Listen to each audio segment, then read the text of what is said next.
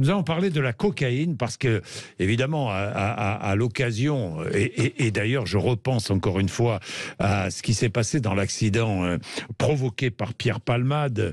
Bah tiens, à propos de cet accident, faisons le point avec vous, Félix. Après ce dramatique accident, l'enquête n'en finit pas de connaître des rebondissements. Voilà qu'un homme soupçonné d'être l'un des passagers en fuite de la voiture, l'un des passagers de la voiture de Pierre Palmade, a été interpellé. Cette fois, c'est du sérieux, Félix. Oui, interpellé à Clichy-la-Garenne dans les Hauts-de-Seine ce matin, il a été placé en garde à vue dans la foulée selon le Parisien. Aujourd'hui en France, la piste semble bien plus sérieuse que celle de lundi soir. Cet homme qui s'était dénoncé dans la Somme avant de reconnaître avoir menti. On a été prudent hier matin de ne pas en parler, heureusement. Cette fois, c'est plus sérieux. L'homme interpellé ne s'est pas dénoncé lui-même d'ailleurs à la police. Donc il semble bien avoir été retrouvé par les enquêteurs. Une femme qui le logeait a également été interpellée chez elle à son domicile. Après cette collision, en tout cas, Pierre Palmade dit ressentir de la honte. Selon un communiqué de sa sœur, il est prêt, dit-elle, à assumer les conséquences de ses actes suite à cet accident qui a fait 3 blessés graves. L'homme de 38 ans et son fils de 6 ans étaient encore en réanimation hier. L'enfant serait défiguré. La femme enceinte de 27 ans qui a perdu son bébé se trouvait évidemment effondrée par le drame. La famille des victimes, via son avocat, se dit insensible à ces excuses de l'humoriste, espérant d'ailleurs que sa notoriété ne va pas influencer l'enquête. Blessé grave, je dirais même blessé très grave. Très grave. 10h36, tout ça à cause, peut-être, enfin nous verrons ce que dira l'enquête, mais ce que l'on sait, c'est que, évidemment, enfin il l'a dit lui-même, Pierre Palmade avait consommé de la cocaïne. Parlons de la cocaïne, la consommation de cocaïne qui est normalisée en France, disons clairement les choses. Docteur William Lowenstein, bonjour. Bonjour. Vous êtes addictologue, président de SOS Addiction. Je voulais parler de la cocaïne. Ça fait plusieurs fois qu'on se retrouve comme ça derrière un micro pour parler de la cocaïne. Et à chaque fois, on répète les mêmes choses. C'est une drogue aujourd'hui, pour beaucoup, une drogue comme une autre. C'est comme si on fumait une cigarette. Voilà, c'est une drogue qui s'est banalisée, notamment ces 20 dernières années. Elle est sortie du ghetto doré pour diffuser dans absolument toutes les catégories sociales, mais aussi dans toutes les régions. Il n'y a pas que dans les villes, il y a dans les villes moyennes, les petites villes et même à la campagne maintenant. Oui, partout, on en trouve partout. Facile de s'en procurer. Allô ? On a un petit problème de téléphone. Ah, attendez, William Lowenstein, on a un petit problème de téléphone. On essaie de régler ça dans quelques instants. Je vais demander à tous nos auditeurs, à nos auditrices, de témoigner s'ils le souhaitent. 0826 300 300, parce que c'est un sujet grave, parce que c'est vrai que de la cocaïne, on en trouve partout, parce que quand on commence avec la cocaïne, eh bien, il est difficile de s'en sortir. Ça va mieux, William Lowenstein? Dites-moi si vous m'entendez bien, parce que comme je suis dans la rue, évidemment, c'est un peu compliqué. Oui, évidemment. Pour répondre à votre demande. Oui. Mais on était sur la cocaïne, oui, cette diffusion, ça a triplé au minimum. Ça concerne à peu près 3% de la population active maintenant pour les usagers.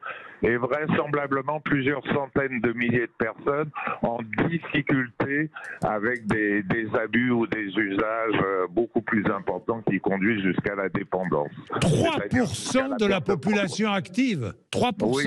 Mais c'est énorme, William Lowenstein. C'est 3% dans... Est-ce que vous avez déjà consommé, vous voyez, une fois de la cocaïne, ce qui prouve bien l'accessibilité à cette substance maintenant qui, comme vous le disiez justement, c'est parfaitement banalisé. Totalement banalisé, facile à trouver, William Lowenstein. Absolument. Alors, j'ai envie de dire, les sources d'approvisionnement sont multiples, à côté des dealers classiques, mais qui maintenant livrent sur place. Il y a évidemment un certain nombre de points de vente, généralement les cités ou les petites villes ou les villes moyennes. Oui. Et il y a surtout les commandes sur Internet. C'est même plus sur le Darknet, c'est sur Internet.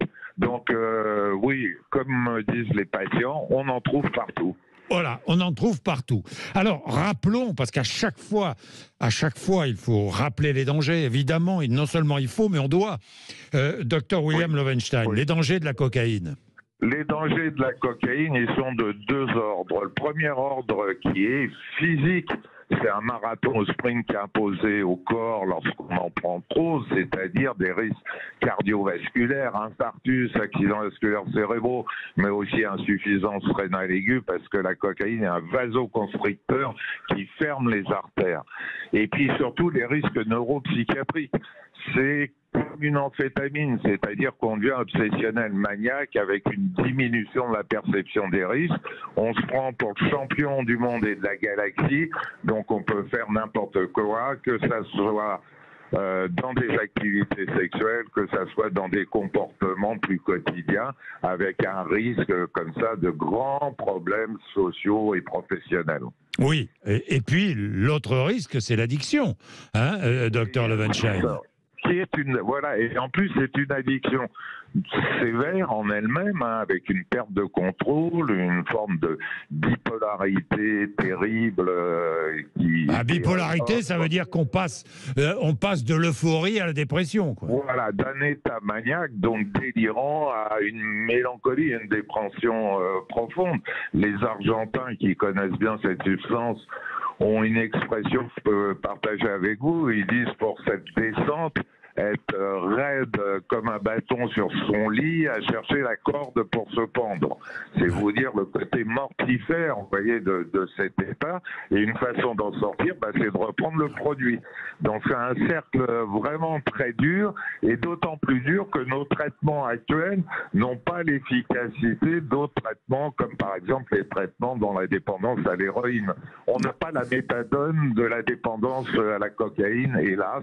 On cherche depuis 20 ans, 30 ans, américains en premier, mais on n'a toujours pas trouvé. C'est comme le vaccin contre le sida, ou éventuellement les traitements du cancer du pancréas. On cherche, mais on ne trouve pas. Alors justement, j'allais vous poser la question, ce sera ma dernière question, hein, William Loewenstein. Comment sort-on de cette addiction, de cette dépendance? Comment faire? Comment peut-on être traité? Alors, à l'heure actuelle, clairement, il faut consulter, déjà, sortir du déni. Penser qu'on va s'en sortir tout seul, c'est trop difficile. Il y a des médecins, il y a des associations qui vont essayer d'encadrer pendant 3 mois à 6 mois la personne pour un arrêt, une abstinence nécessaire pour essayer de reposer ce cerveau en ébullition, ce cerveau en bipolarité, pour reprendre l'idée de tout à l'heure. Donc, il faut vraiment développer d'abord les endroits d'hospitalisation où on peut encadrer la personne pendant les 10-15 premiers jours les plus difficiles, et surtout après développer les endroits où on encadre pendant 3 mois quelqu'un, parce que le craving, c'est-à-dire l'envie de la rechute, même si on a décidé du contraire, est avec cette substance très fort. Et là, évidemment, comme dans l'ensemble du champ médical, on manque de structures adaptées. Évidemment. Merci, William Loewenstein. Merci à vous. Merci à vous. Merci. Au revoir. J'attends votre témoignage. Vous avez consommé de la cocaïne, vous êtes sorti de cette consommation, vous en consommez encore, vous en trouvez facilement. Racontez-nous 0826 300 300. Et puisqu'on parle de trafic de stupéfiants, bien à l'instant, cette information qui est publiée par l'agence France Presse: frappé à coups de couteau, un adolescent de 17 ans est mort de ses blessures dans la nuit. Cette nuit, la nuit dernière, de mardi à mercredi, la nuit que nous venons de passer, dans une cité des quartiers nord de Marseille, gangrénés par les trafics de stupéfiants. Évidemment, il présentait des traces de coups de couteau aux mains et aux cuisses, ainsi qu'une plaie ouverte à la tête. La victime portait des traces de nombreux coups portés par un objet contondant, comme une barre de fer. Les policiers ont été appelés sur place vers 1h40 par un mineur affirmant être poursuivi par une quinzaine de personnes et avoir perdu son ami dans sa fuite. Au sein de la cité de la Paternelle, c'est dans les quartiers populaires et défavorisés du nord de Marseille. La police judiciaire a été saisie du dossier. La cité de la Paternelle, on en a déjà parlé, c'est un haut lieu du trafic de drogue marseillais. Cette cité fait régulièrement l'objet de règlements de compte sur fond de trafic de stupéfiants. Rappelez-vous, le 10 février dernier, un adolescent de 14 ans avait ainsi été gravement blessé par balle dans la nuit. Une vingtaine de douilles de fusils d'assaut avaient été retrouvées sur place. Il est 10h44. Vous êtes sur Sud Radio pour suivre l'actualité. Et encore une fois, j'attends vos témoignages 0826 300 300. Nous allons complètement changer de sujet dans un instant pour revenir sur le rejet par l'Assemblée nationale de l'article de la réforme des retraites instaurant un index senior dans les entreprises. Et nous serons dans un instant avec le président de la CPME, les petites et moyennes entreprises de Paris-Île-de-France. Il était contre la CPME, les petites et moyennes entreprises étaient contre la création de cet index senior. Nous allons en parler dans 2 minutes. Il est 10h45.